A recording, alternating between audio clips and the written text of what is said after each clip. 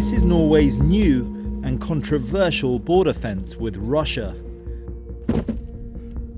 It's being built next to the Storskog border point, the northernmost road crossing into Europe's Schengen passport-free zone. Last year, around 5,500 asylum seekers, many from Syria, crossed from Russia into Norway here, taking the so-called Arctic route into Europe.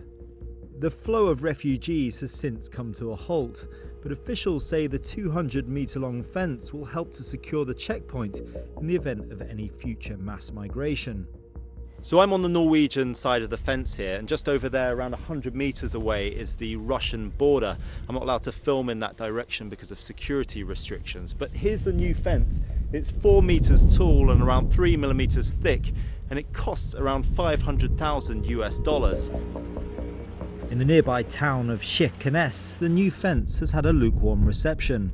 Since the fall of the Iron Curtain, authorities here have worked to improve ties with Russia, including visa-free travel for residents on both sides of the border.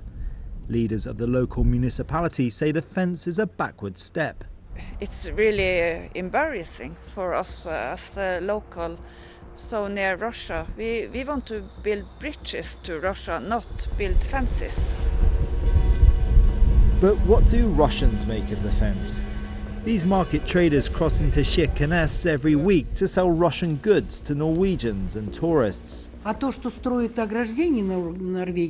the Norwegian authorities are building fences, they must need it. And it's right too, because it's not just the Syrian refugees who come here. Norway's capital, Oslo, is nearly 2,000 kilometres away from the border crossing, but it was here that the decision to build the fence was approved. According to the State Secretary for the Ministry of Justice, the debate about the fence has become a storm in a teacup. We have a very good working dialogue with the Russian authorities, and you also have to remember that the fence on the Russian side is much longer.